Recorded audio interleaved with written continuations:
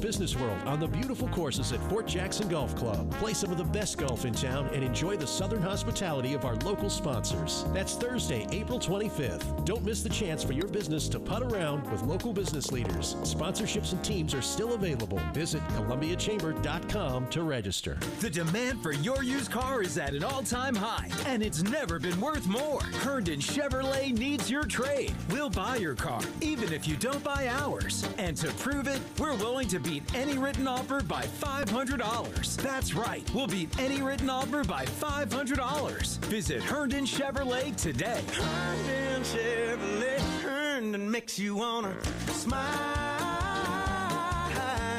Smile. 803-630-5929 for more details. WNKT FM, Eastover, Columbia. This is defensive lineman Alex Hunley, and you're listening to Home of the Gamecocks 107.5 The Game. A Cumulus media station.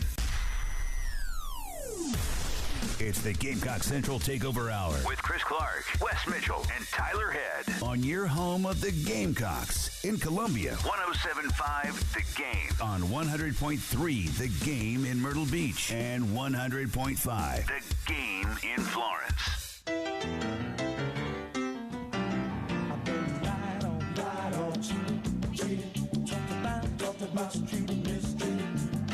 11 o'clock, welcome in. It is the Gamecock Central Takeover Hour presented by Firehouse Subs. Tyler Head, Wes Mitchell, and Chris Clark along with you on your Wednesday morning. Day 2 of spring practice rolling on for the Gamecocks. Of course, you guys got to be out there for day number 1. Will be every Tuesday that you guys get to go out there and see, or is it change week to week? Tyler, I don't know why you ask us these things. You know we work on about a 24 hours at a time schedule. Tyler asked us a scheduling question. Sure, we can just ask Mike. He's the schedule king. Is he? Yeah. Huh. No, we get, I don't know the dates, Tyler, off the top of my head. I mean, we can do some extensive research and find them for you. I figured you guys just knew these things. But we get a total of 3, right? I see. We get a total of 3, and then, of course, the spring game. Yes. So not every Tuesday, though. Okay. There might even be a Thursday practice we get to see one day. Who knows? Maybe they'll do a depth chart drill. Switch it up a little bit. There's no depth chart yet. It'll be later in the spring. No, it doesn't exist then either. Well, even for the spring game, it's really just like who's playing on what team, not necessarily a depth chart. Well, I was making a reference to Coach Beamer's comments yesterday. He said that there was no depth chart. They just put a bunch of names in the jar and shook them up, and that's who the first team was. The one snap we got to see of a first, second, third team. As you delete your story that you were writing. No. Speaking of Beamer's comments yesterday, let's dive into some of those. Obviously, a lot of attention this offseason is going to go into what's going on with the quarterback room and the battle between Lenore Sellers and Robbie Ashford. Ed, let's start off with cut number 1 here. This is Coach Beamer giving his assessment of the quarterbacks and what he's seen so far. A lot of newness. You know, you think about it, Luke was working at receiver, but a little bit of quarterback. So when you think about it from that standpoint, Lenoris was the most experienced guy as far as taking quarterback reps at a Carolina practice. You know, Robbie Ashford never had, Davis Bevel never has, Dante Reno never has. So there was a little bit of trying to, figure out what they're doing and nerves, but when they did know what they were doing and could execute, they performed well. I think they're athletic. We've got some bigger guys out there. Robbie's a big kid, and Lenoris obviously is a big guy as well. Davis has size, so the size jumps out at you. And then they're athletic and they can make throws. So it was rusty out there today for sure, with it being practice number 1, but a lot of upside in that group, and they'll continue to get better. And there's good competition. Last year in that room, everyone knew that Spencer was the guy, and now it's a very competitive room as well, where they're all competing and trying to make each other better, but they're all trying to be the guy as well. So that's been fun to watch also. going back to what he said at the beginning of that clip about the fact that Lenore Sellers has the most experience taking snaps in a South Carolina uniform, at least in a practice setting, up to this point. We've talked about that so much where, you have Robbie Ashford coming in and you have Davis Bevel, who has starting experience from his time, before South Carolina. But those guys are probably going to have to do a lot to separate themselves from Lenore Sellers because he's already been ingrained in this program for a full year. Yeah, and I think, first of all, you can tell Coach has been he's been getting after it at practice from the voice he took down that whole bottle of water for you, answer that question. Yeah, he's been getting after it, which, that was something our boy intern Joe actually asked him about, is just how involved the coaches are at practice, which, may seem like a simple thing, but I think what Joe was getting at there was that, this is not just a CEO-style approach to coaching. They're down in there getting very involved in the technique, like kind of technical side of things. But, yeah, I think that was the answer you would expect. I thought that was an honest answer there. I'm sure there was some rust. Like, you're getting out there. We talked about this yesterday. There's a lot of new faces on this offense. And so, you can throw against air. You can get out there and throw the ball around. But you're talking about being out there for the first time in a true practice setting with these wide receivers, with some of the tight ends. Obviously, you're going to have different elements up front as far as the offensive line configuration. So you would not expect it to necessarily be that pretty right off the bat as you would if maybe, this time last year you looked out there and you had Spencer, and he was in the system for a second year, and he's throwing the ball around to Leggett and, I guess at the time, Juice. Like it would have been a much different look. And so it's going to be a learning curve, and I think the key for South Carolina is going to be just for those guys to continue to obviously get better and progress as the spring goes on. But simultaneously, they're going to be trying to decide what they are going to be as an offense. And some of that probably won't necessarily be apparent in the spring because you're not going to run Lenore Sellers or Robbie Ashford into a pile of defenders in the spring. And one of what I believe will be focal points of your offense, he was standing over there non-contact doing some rehab stuff and number 5, Rocket Sanders. So I think it won't always look pretty this spring, but you can still get a lot out of it. Yeah, Beamer's comments on the quarterbacks I thought were kind of interesting. I didn't expect him to come out there and blow smoke. Everybody looked great on day one, but he did, hey, they're rusty. And the room itself is pretty interesting because sometimes in a quarterback room you'll have, here's an established starter, here's a backup that's played some, maybe started some, and then here's a young guy or two, and that's kind of what South Carolina had last year. Well, now you look at this year, the room is a lot different than it was. But it's kind of unique because you don't have an established guy coming back. What you've got is a guy in Lenore Sellers who hasn't played really any super meaningful snaps. Like Wes and I were talking about this yesterday. The most meaningful snaps that he played were against Kentucky, probably in a Wildcat package. Right. Those big plays that made everybody ooh and ah, they were phenomenal. I'm not detracting from them at all, but they came later against Vandy and against Furman. So you've got Sellers. Then you have Robbie Ashford. He's been a college starter. Yep. He's played in a bunch of games. You got Luke Doty.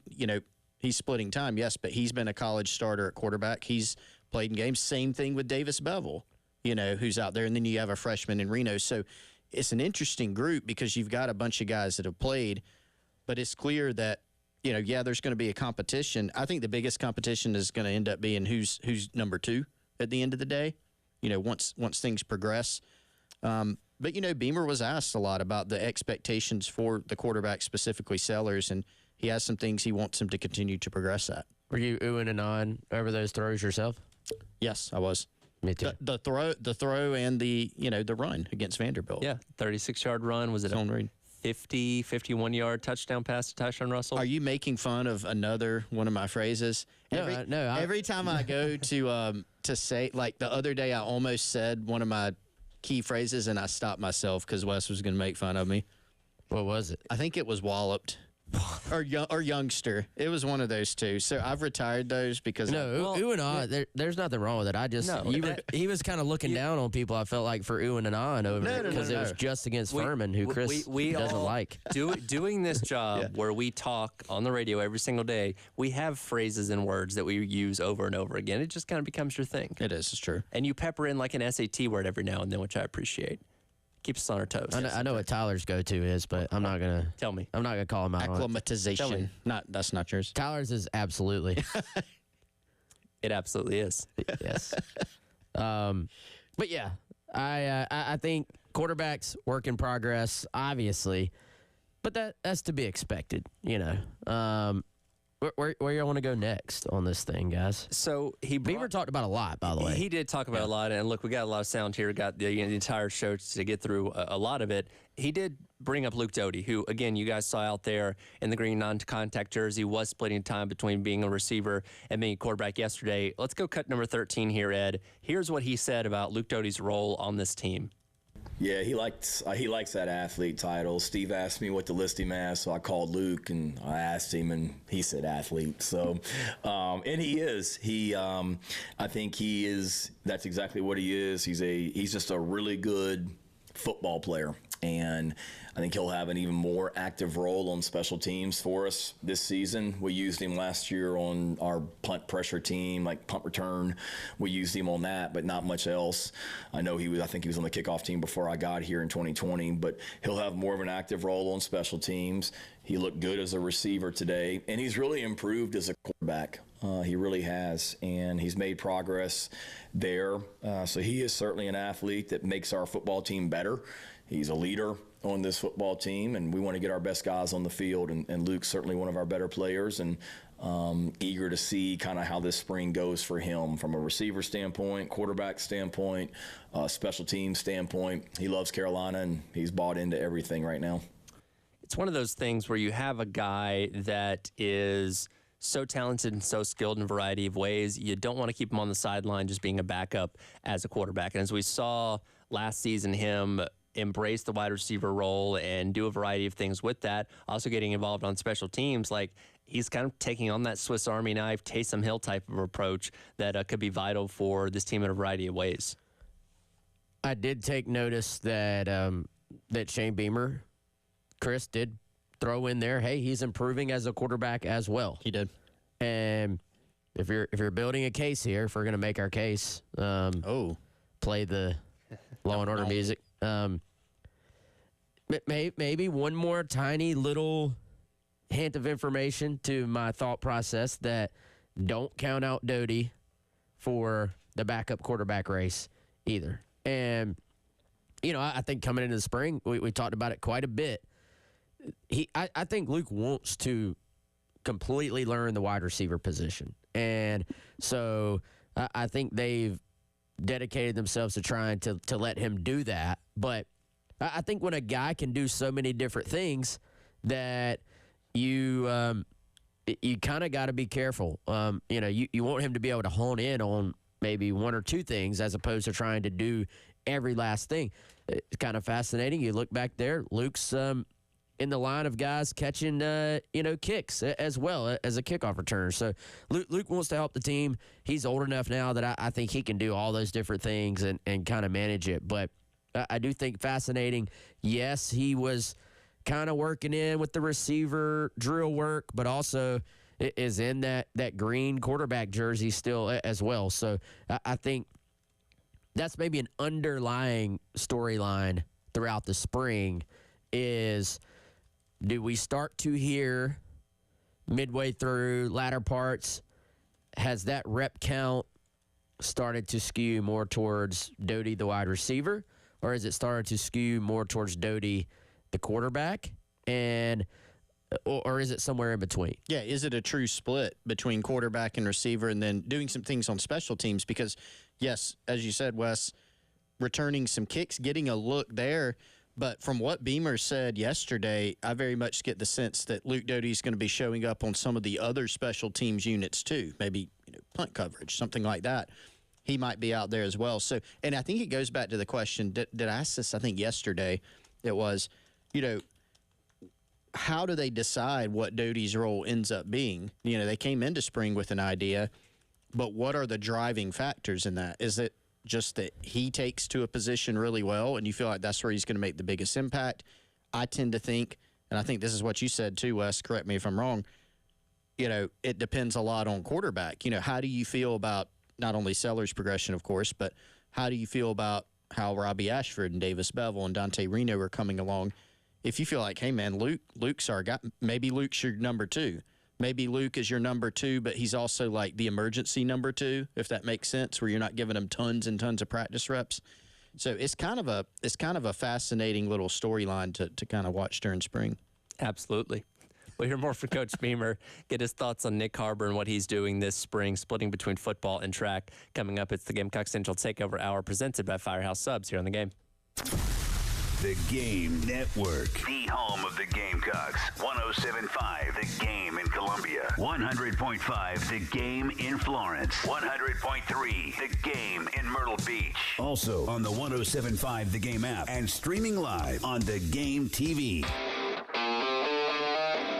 It's the easiest way to snag Gamecocks baseball tickets for nothing. It's our Twin Peaks Dance Contest from The Game. Just stop by Twin Peaks in the Vista Thursday starting at 11:30 a.m. before our live show at Twin Peaks and randomly draw one of the 68 teams in the tournament. Hold on to that team. If your squad wins it all, you'll snag season tickets to the remainder of the 2024 USC baseball season. The Twin Peaks Dance Contest from Twin Peaks and The Game.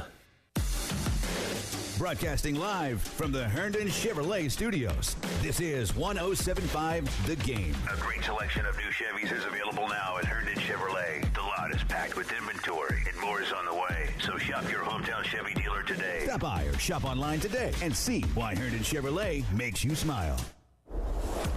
Another one of our outstanding partners here on the Gamecock Central Takeover Hour on The Games, our friends over at Integrated Media. You can check out what they do, what they can do for your home, what they can do for your business by visiting their website at integratedmediainc.com.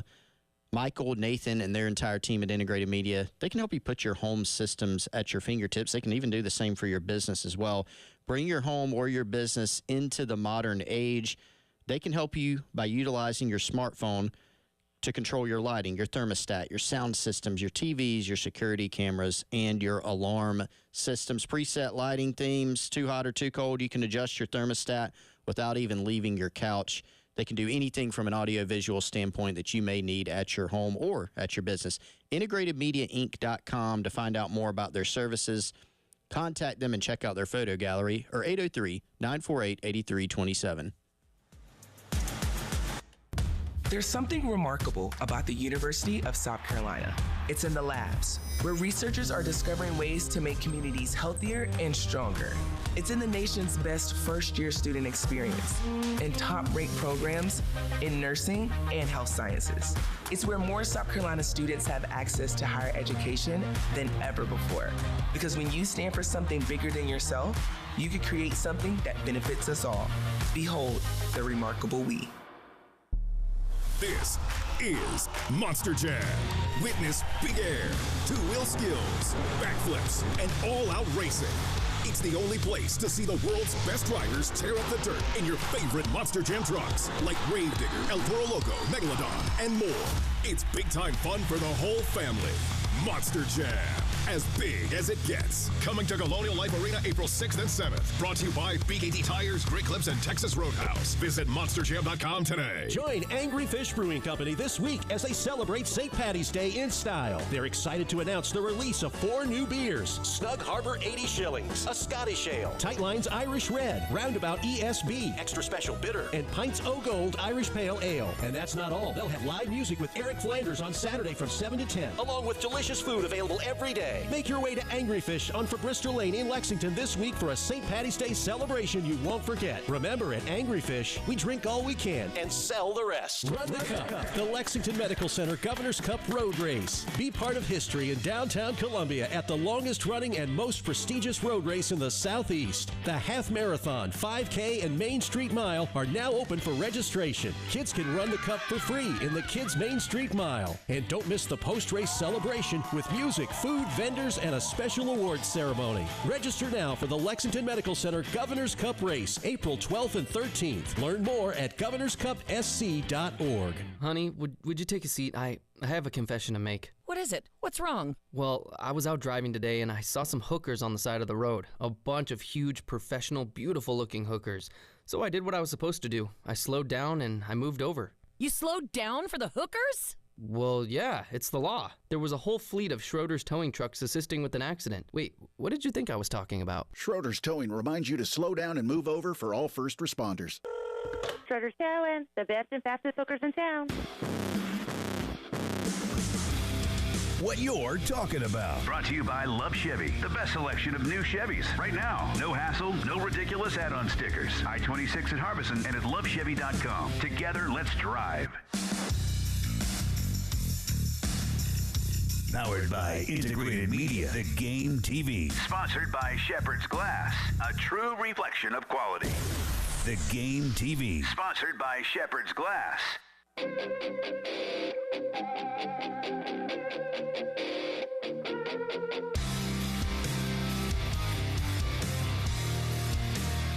It's the Gamecock Central Takeover Hour. With Chris Clark, Wes Mitchell, and Tyler Head. On your home of the Gamecocks. In Columbia, 107.5 The Game. Also heard on 100.3 The Game in Myrtle Beach. And 100.5 The Game in Florence. Welcome back in Gamecock Central Takeover Hour, presented by Firehouse Subs. Tyler Head, Wes Mitchell, Chris Clark with you on this Wednesday. We'll get back into some more Shane Beamer in just a second. Quick reminder, coming up on April the 5th, that is Final Four weekend, going to have our 107.5 Game Spring Golf Tournament out at the Charwood Golf Club in West Columbia. If you want to take part, it is $400 for a group of four, $200 for a pair. 10 a.m. shotgun start. Giveaway is going to include USC baseball tickets, Carowin tickets, concert tickets, scrap your passports, and much, much more. If you want to take part, give Charwood a call at 803-755-2000. Register. Again, 803-755-2000. Register for the 107.5 The Game Spring Golf Tournament. Somebody else that came up yesterday in Coach Beamer's press conference that a lot of people are obviously interested in is Nick Harbor and what he is doing over the course of this spring, splitting time between football and track. He was he observing practice yesterday? He was out there, correct? Yeah, I personally never saw him, but there's a lot going on. Beamer said that basically during a lot of the on-field stuff that Harbor was kind of like right beside him. Gotcha. So we'll go cut number 4 here, Ed. This is a little bit of a longer cut, but here's Coach Beamer talking about Nick Harbor over the course of this spring. Yeah, dang it, I screwed it up again. I brought the injury report in here and totally forgot to go over it, so that's my fault. First of all, with Nick, his focus, his primary focus right now is track and trying to win championships for our track team. And then there's also the Summer Olympics coming up as well, which I do believe is a very real possibility for him potentially. We'll see how outdoor track goes. So football-wise, track is the priority, but he will be with football when it doesn't interfere with track and when it doesn't interfere with his class schedule. And so what does that look like? That means class schedule-wise, Tuesdays and Thursdays, not to give you Nick's entire academic calendar here for the spring semester, but Tuesdays and Thursdays he has class, but he's in the morning, but he's able to be with us most of the morning. So he was out there today. He was in meetings this morning at 7:30, and he'll be able to be with us, on his own when it doesn't interfere with track. So he was out there today for the most part watching, and he was, during a lot of the practice parts, he was standing next to me getting the signal from the sideline or listening to the play call in the huddle and then telling me what his assignment would be on that play and all that. And then also on the Monday, Wednesday, Friday days, the days that we don't practice, it's kind of the same thing. He's got a little bit more of a heavy class load on those days, or he may be traveling with track on those days. So when he can be with us, and we want him over here, and he's going to plan to be here, and when it doesn't interfere with track or class. But we won't have him out there necessarily practicing and, getting hit where it prevents him from running in a track meet on Saturday. We don't want that. But like I told him today on the field when we were talking, I want him to be able to be the greatest track student athlete he can be this spring and win championships but I also want him to get better as a football player without it taken away from track. So I think we have a good plan. We've communicated with the track staff. We met back in December, I guess, about Nick's schedule in the spring and whatnot. Beamer kind of hit on it at the end there. That's kind of the fine line that you're walking with Nick Harbor. Obviously, him running track was part of the whole deal of him coming to South Carolina, so you certainly want to allow him to do that and be as successful as he can possibly be and maybe even make the Olympics as well. But he's also a guy that you do need to further develop at the wide receiver position, and he is going to be missing out on some vital time this spring by doing track at the same time.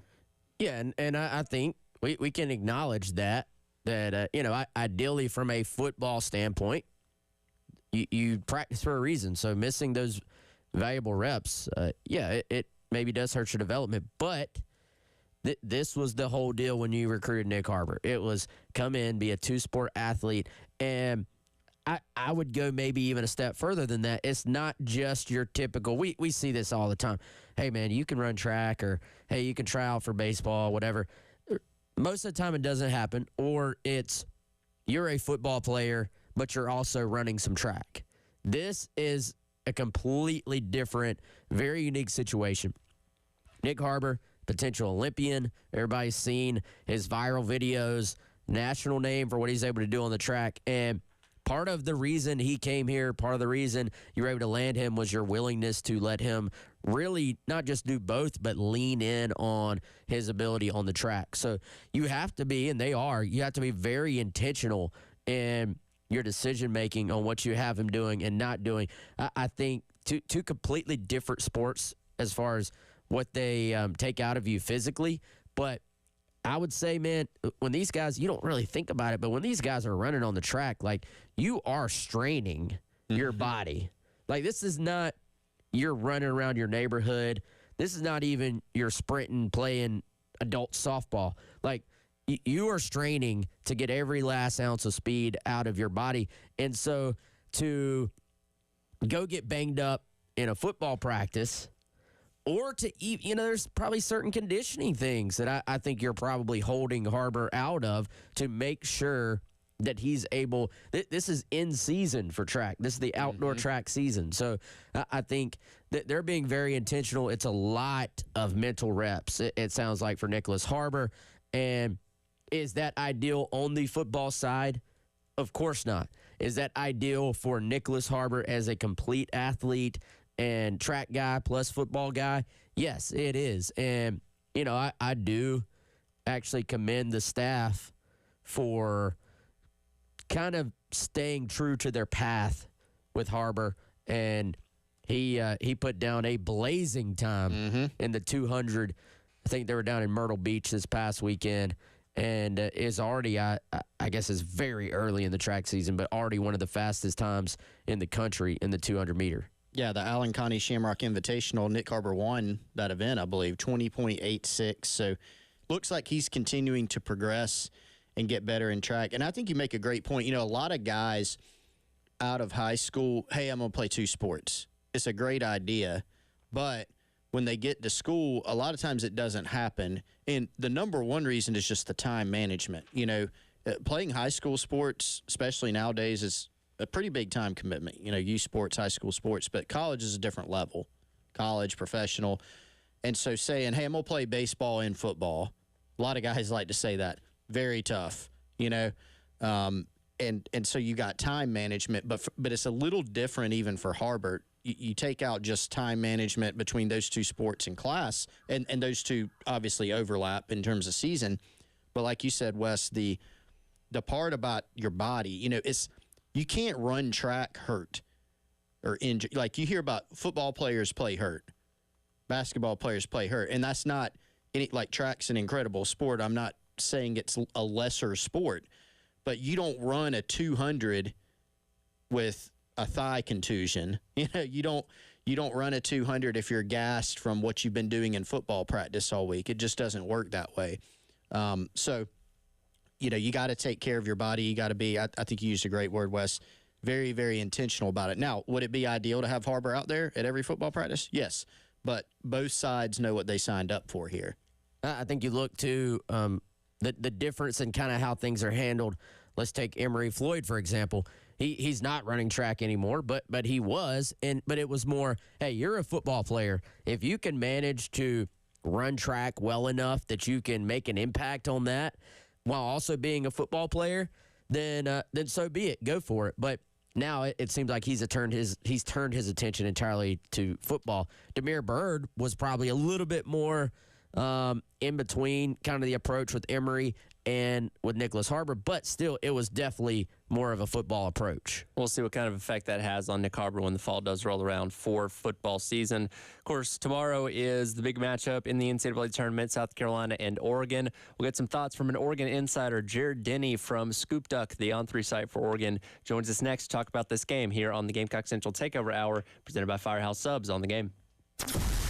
The Game Network. The home of the Gamecocks. 107.5 The Game in Columbia. 100.5 The Game in Florence. 100.3 The Game in Myrtle Beach. Also on the 107.5 The Game app and streaming live on The Game TV.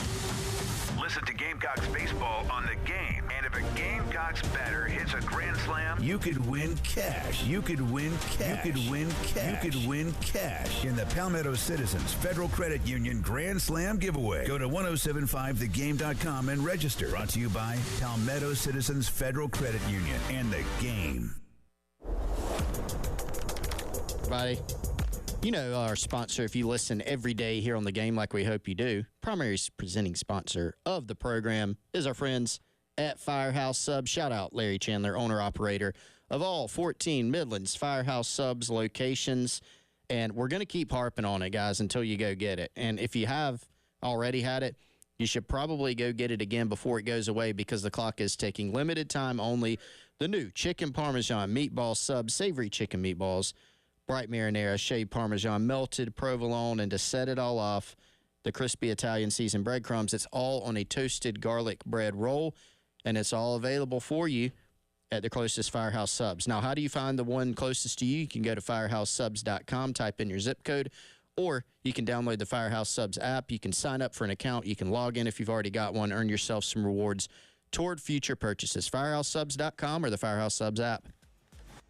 When it comes to beautiful lawns, nothing cuts like a Gravely zero-turn mower. And when it comes to cutting prices, there's nothing like Gravely's Mow the Distance sales event starting on the 27th, where you'll save up to 25% with special financing available on America's most rugged and dependable mowers. You can count on more comfort, more speed, and more precision with a Gravely. The Mow the Distance sales event starting on the 27th and only at your authorized Gravely dealer. Snakes, rodents, and mold all live and grow beneath your home and eventually will find their way inside.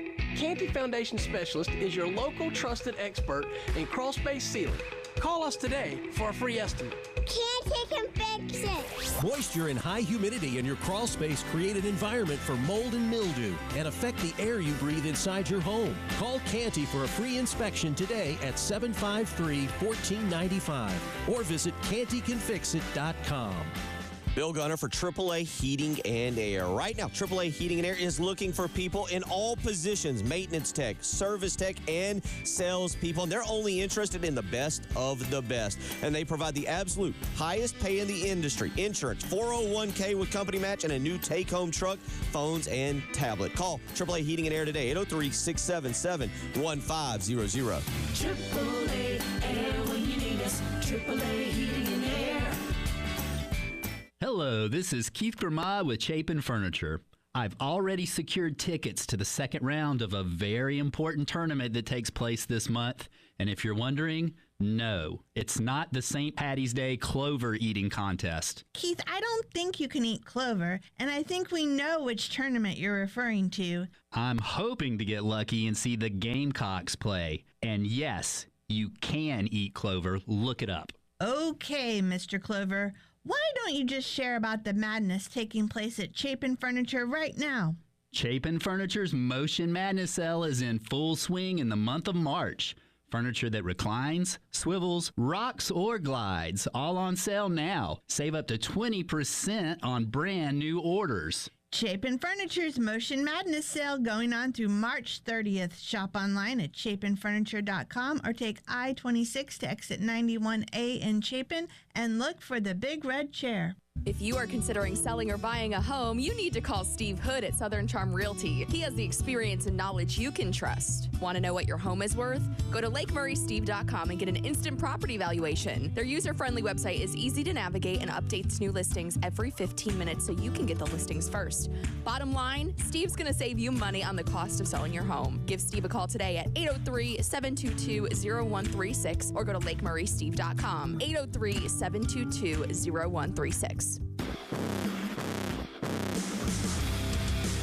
What you're talking about. Brought to you by Love Chevy. Check out the Season of Love at South Carolina's #1 volume Chevy dealer, I-26 in Harbison, and at lovechevy.com. Together, let's drive.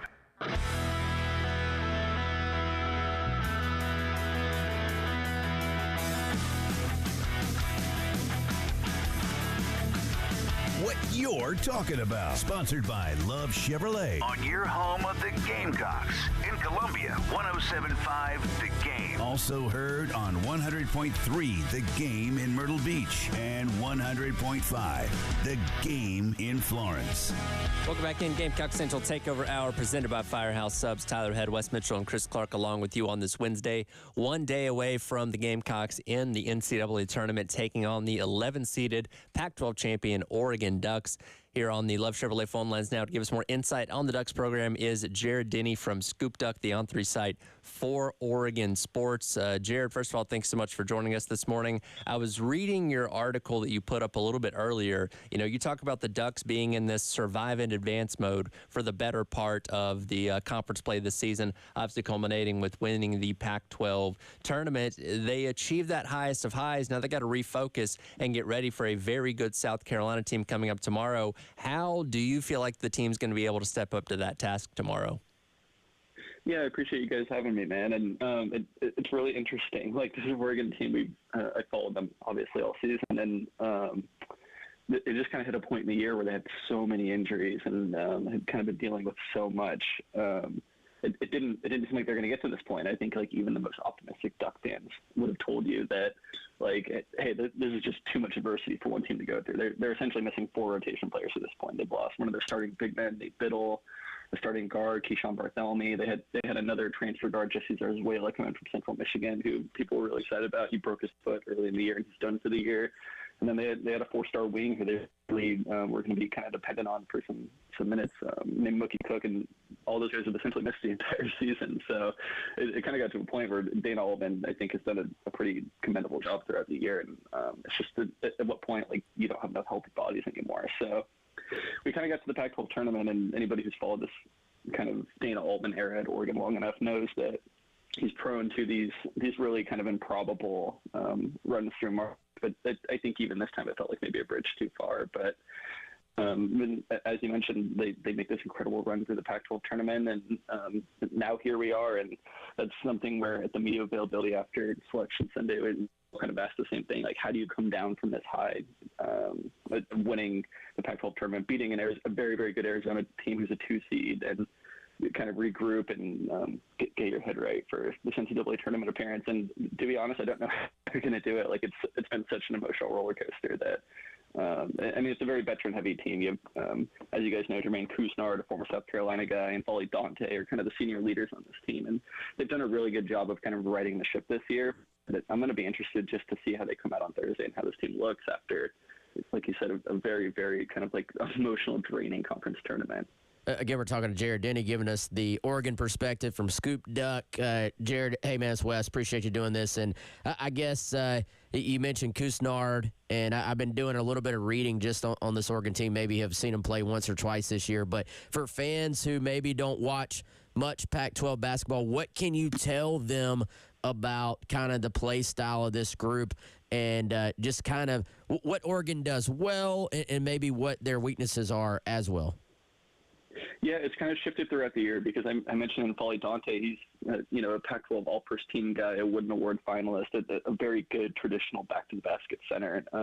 But they were missing him for a lot of the year. He had knee surgery in November and didn't come back until about mid-January. So they Dana Altman kind of shifted the identity of this team for that stretch that he was out. They became this kind of small ball 4-out sort of thing and relied on shooters, and it all meshed really well for a while. But you could also kind of tell it wasn't necessarily sustainable. They didn't have any bigs at that point, and so he comes back. It was a little bit of it took a little bit of assimilation, right? They kind of went back to playing Altman's traditional preferred offense, which is to just kind of dump into Dante and let him facilitate out of the paint and maybe hit the shooters around him. But it was kind of ugly and it was kind of clunky for a few weeks there. And it wasn't until March that they settled in and started to look like a really cohesive, really sharp unit. But I think if you're asking for strengths, it's them pounding the ball into Dante. For anybody who didn't watch the Pac-12 tournament final, he scores 25 points on 12 shooting. It's one of the best performances I can remember seeing from an Oregon player. And but if you're asking for weaknesses, they're just really kind of prone to these head-scratching scoring droughts at times. You'll have seemingly every game they hit a stretch where the other team's gone like a 10-0, 12-0, 14-0 run, and just nothing seems to be working, and they can't find any sort of cohesion or meshing on the offensive end. And that's something where obviously in March and this time of the year that'll kill you. So that's something that ideally for them they're going to shore up, and maybe it's going to have to be Kusnard or their freshman point guard Jackson Shelstead, who this is a guy who can just go get you a bucket. Like if you need one, like they just can't have this really really long drastic scoring droughts. Jared, Chris Clark here. Thanks for joining us. To go back to the injury situation and kind of the lack of depth, obviously Oregon, they were able to roll through their tournament, like you said, very emotional capturing of the Pac-12 tournament there. But what do you feel about this team in terms of not their health, but the depth, right? I mean, they're using basically an 8-man rotation going into the tournament. That can affect you not only in one game, but if you do win out in the first round and you go play multiple games, it seems like they're used to it. But how much do you feel like that could play in, especially with what this team just accomplished, how much energy they just expended to get to the end of the season here? Yeah, I think the depth really is a concern at this point. And you mentioned the 8-man rotation, but they've had really 5 reliable guys for the last 2 weeks. They have a backup center named Mohamedou Diawara who transferred from Stetson last year, who was intended to be kind of their third center and maybe play some emergency minutes here and there. And he's a guy who's been thrust into this 20-minute game role, and he had some really nice moments during the Pac-12 tournament, but he's just not nearly kind of the offensive threat that N'Faly Dante is. And then you have kind of 2 other wings off the bench, Brennan Rigsby, who's a sharp-shooting guard, and then Kari Oquendo, who transferred in from Georgia last year and is a very athletic wing, but not necessarily the most consistent shooter. And Rigsby and Oquendo really both were going through cold streaks in the weeks leading up to the tournament. And it kind of got to the point where you're looking at Oregon, it's like, okay, this is a 5-man team, and how often can Dana Altman really lean on the starting 5? Like, it got to the point where, during the Pac-12 tournament, Jackson Shelstead and Jermaine Kusnard were playing about 35 minutes a night each, and obviously you're playing back-to-back-to-back. Excuse me, it's just not really sustainable. So they're going to need, whether it's Oquendo or Rigsby or both, to step up and hit some big-time shots. That's something they really didn't get during the Pac-12 tournament, and I think they were pretty fortunate to make it as far as they did, to be honest. Again, talking to Jared Denny from Scoop Duck on 3. Last one for you here. Got right at about 2 minutes. You mentioned Dana Altman and his time at Oregon, 7-0 in first-round games in the NCAA tournament. How big of an advantage is it to have him as the head coach of the Ducks in this matchup? Yeah, I think it's huge. I know it's kind of become the cliche with like John Rothstein and everything, that Dana Altman aligns Rubik's Cube at this point in the year. And we definitely saw that last week.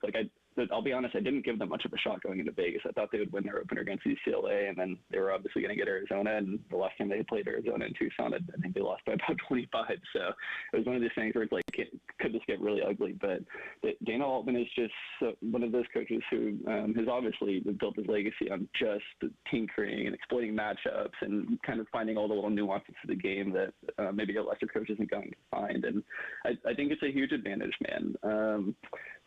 He's been going into his 14th year at Oregon now and has obviously kind of seen it all over his career, well over 700 wins, the winningest coach in Oregon program history. And it's one of the things where I'm really interested to see how he takes a group that is still very, very limited and is still missing a ton of firepower.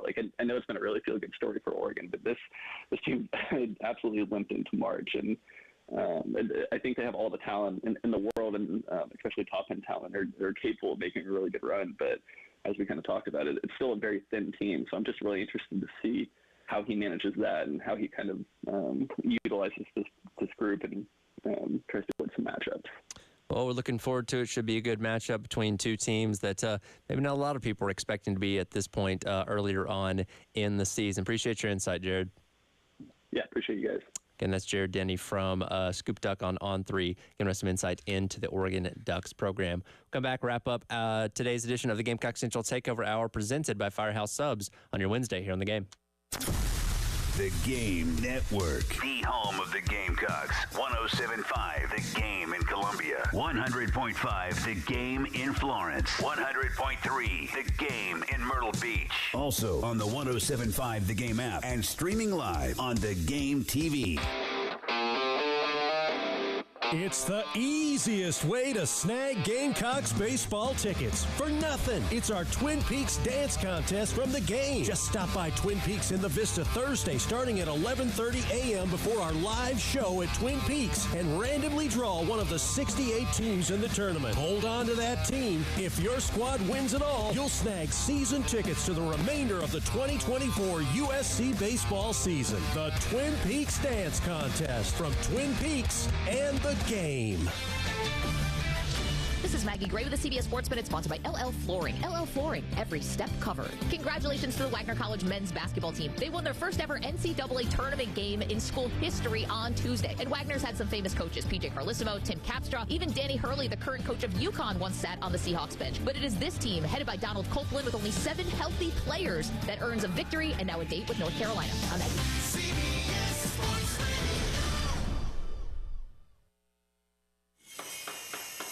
At LL Flooring, we've been a trusted partner to pros for over 30 years. With over 400 nationwide warehouses full of in-stock, job-ready inventory, you'll get what you need. And our exclusive pro pricing means that pros never pay retail. Because at LL Flooring, all we do is floors. So we're going to do it right. Sign up for a free pro account today to start getting pro benefits. LL Flooring, every step covered. She posted about us just now. Celebrities can't get enough of Beyonce's bespoke skincare line. She has 147 million followers. How do we monetize? She needs a social media associate to help her with the hype. We should repost this. Do we need a hashtag? Indeed can help her hire great people fast. I need Indeed.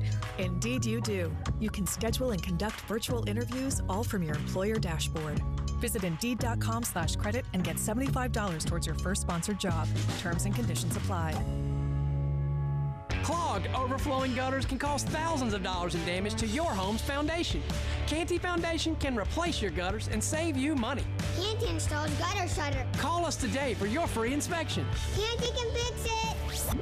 Having a reliable gutter system is essential to protecting your home's interior and exterior. Heavy rain can unleash gallons of water onto your home, and poorly maintained or leaky gutters could lead to roofing, siding, and water damage that is expensive to repair or replace. Online at candygutters.com.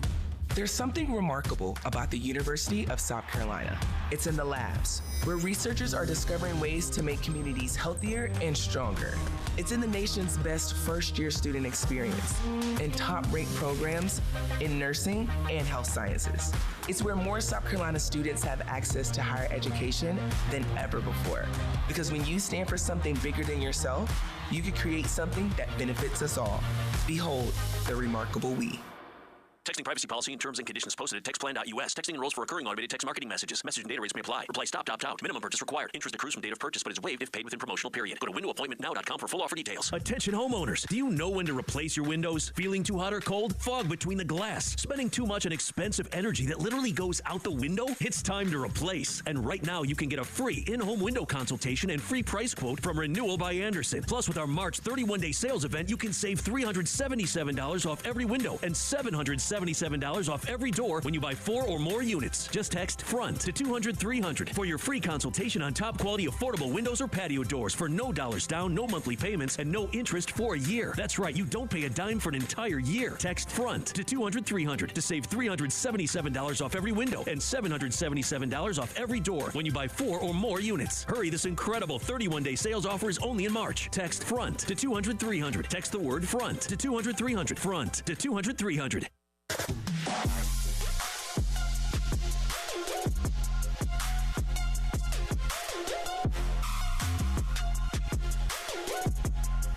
It's the Gamecock Central Takeover Hour With Chris Clark, Wes Mitchell, and Tyler Head. on your home of the Gamecocks in Columbia, 107.5 The Game. Also heard on 100.3 The Game in Myrtle Beach. And 100.5 The Game in Florence. Yeah, we're going to compete in everything. We haven't, anointed Alex. Daniel Lester took some kicks in there today as well. So Daniel's a guy that's been around the program, and certainly it's Alex is going into the spring as the starter based on what he's done here. But again, like I told him when we put him on scholarship, we expect you to continue to come along and earn this job. And we're always looking to increase the competition around him. Welcome back in Gamecock Central Takeover Hour presented by Firehouse Subs. Tyler Head, Wes Mitchell, Chris Clark wrapping up your Wednesday morning. That was Coach Beamer yesterday talking about the kicking job with all these different competitions going on and all the new faces coming in to the program for this 2024 season. The kicking thing maybe kind of flew under the radar a little bit. Obviously, Mitch Jeter transferred out at the end of last season, is headed off to Notre Dame, and you would kind of assume that the job is going to go to Alex Herrera, who's been around for a while. But like anything else, Coach Beamer saying it is going to be an open competition to see who's kicking for the Gamecocks this year.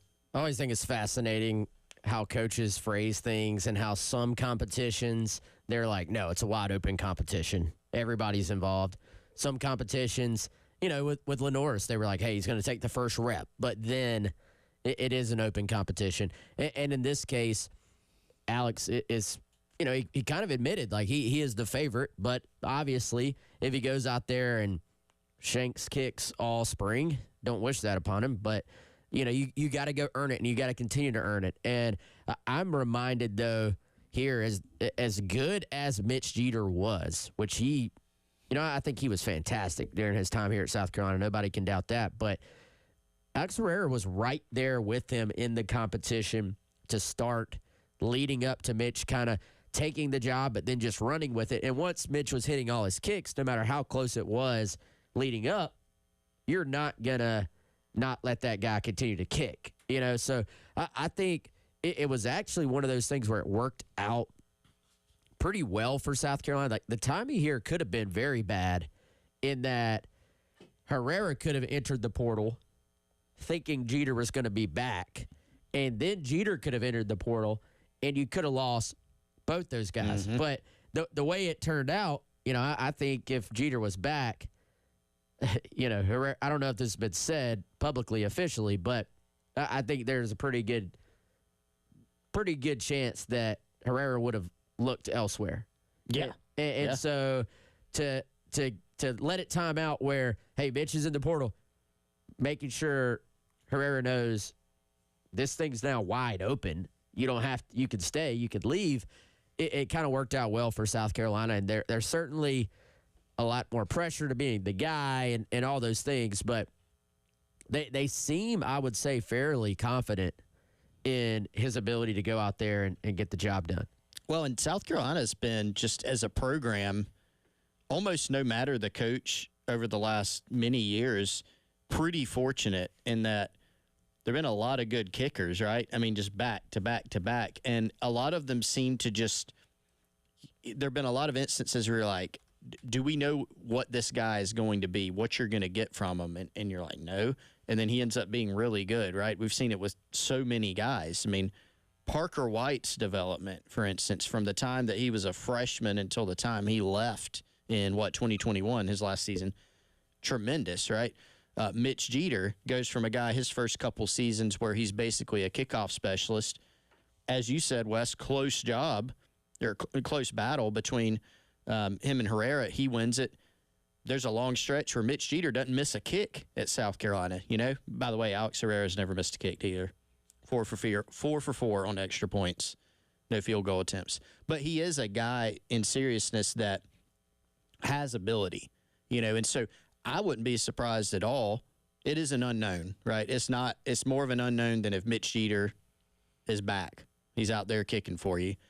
But Herrera is a guy that does have some ability, and it is definitely good that he's in the fold, because if not, This is a much, much bigger, I think, question mark than it is. You can never count out Mason Love, who does come in as a punter, does have kicking experience too, pretty good kicker in high school as well. I imagine he'll at least get some kind of shot at this job with it being an open competition. Yeah, and he came in as a punter, but that was one thing we were told as he was getting into the program was that because Mitch Jeter was leaving, that they had told Mason Love, we want you to compete at place kicker as well. So haven't seen necessarily if that has happened in practice yet, but that was the plan, was for him to get that shot. And actually was very good as a high school kicker his senior year, and certainly has a strong leg. And anytime you get a scholarship as a kicker/punter out of high school, you have a strong leg. Like, you have some ability to you. So obviously different coordinator now than when he was recruited, but I think that's an interesting and good point, Tyler.